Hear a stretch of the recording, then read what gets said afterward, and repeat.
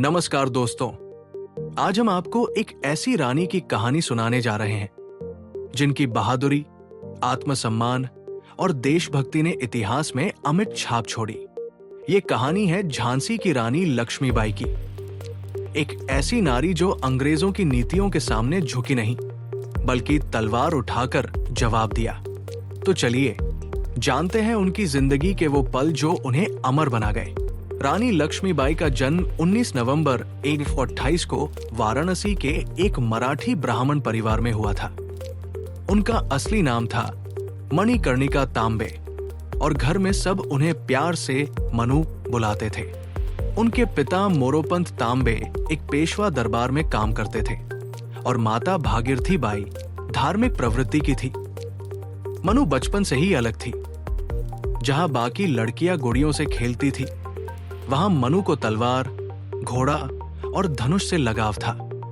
उन्होंने बचपन में ही शस्त्र विद्या, घुड़सवारी और आत्मरक्षा सीख ली थी। उनका आत्मविश्वास और निर्भीकता हर किसी को हैरान कर देती थी।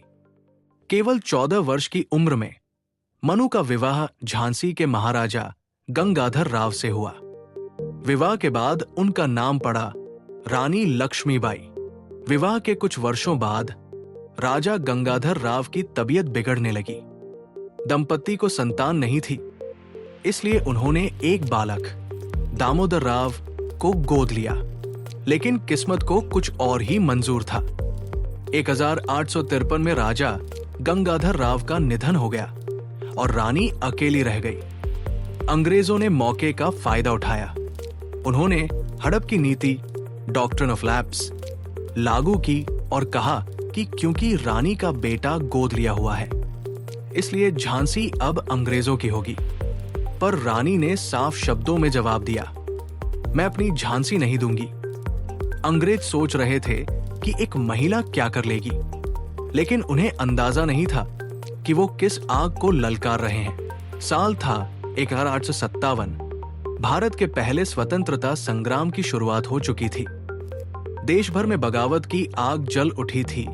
मेरठ, दिल्ली, कानपुर, लखनऊ, हर तरफ विद्रोह फैल रहा था। झांसी भी इस आजादी की ज्वाला में कूद पड़ा। रानी लक्ष्मीबाई ने सेना गठित की और यहां तक कि महिलाओं को भी युद्ध की ट्रेनिंग दी। उन्होंने सिर्फ तलवार नहीं उठाई, बल्कि एक सेनापति की तरह योजना बनाई, रणभूमि में मोर्चा संभाला। उनके साथ थे तात्या टोपे, जो पेशवा बाजीराव द्वितीय के सिपह सालार रहे, रानी अवंतीबाई, जिन्होंने मध्य प्रदेश में अंग्रेजों से लोहा लिया, और बेगम हजरत महल, जिन्होंने अवध की रियासत में क्रांति की चिंगारी भड़काई। जब अंग्रेजों ने झांसी पर हमला किया तो रानी ने अपने बेटे दामोदर राव को अपनी पीठ पर बांधा और खुद घोड़े पर सवार होकर दुश्मनों से भिड़ गई। एक हाथ में तलवार, दूसरे में लगाम, आंखों में ज्वाला। अंग्रेज बार बार हमला करते रहे, लेकिन रानी की रणनीति और साहस के सामने उन्हें हर बार पीछे हटना पड़ा।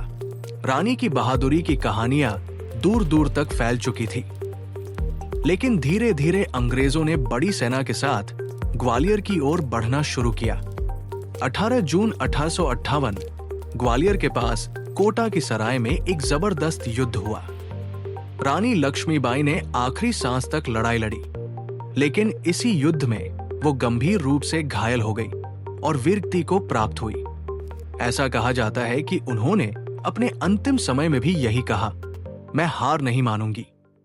उनकी शहादत ने देश को जगा दिया और उनकी गाथा अमर हो गई। रानी लक्ष्मीबाई सिर्फ एक रानी नहीं थी, वो भारत की आजादी की पहली लौ थी। उन्होंने साबित कर दिया कि एक नारी भी तलवार उठा सकती है, सेना चला सकती है और दुश्मनों को परास्त कर सकती है। उनकी बहादुरी पर कविताएं लिखी गई। खूब लड़ी मर्दानी, वो तो झांसी वाली रानी थी। आज उनके नाम पर स्कूल है, कॉलेज है, डॉक्यूमेंट्री है और करोड़ों दिलों में उनकी अमिट छवि। दोस्तों, अगर आपको रानी लक्ष्मीबाई की ये कहानी प्रेरणादायक लगी हो तो वीडियो को लाइक करें, अपने दोस्तों के साथ शेयर करें और नीचे कमेंट में जरूर लिखें, जय रानी लक्ष्मीबाई।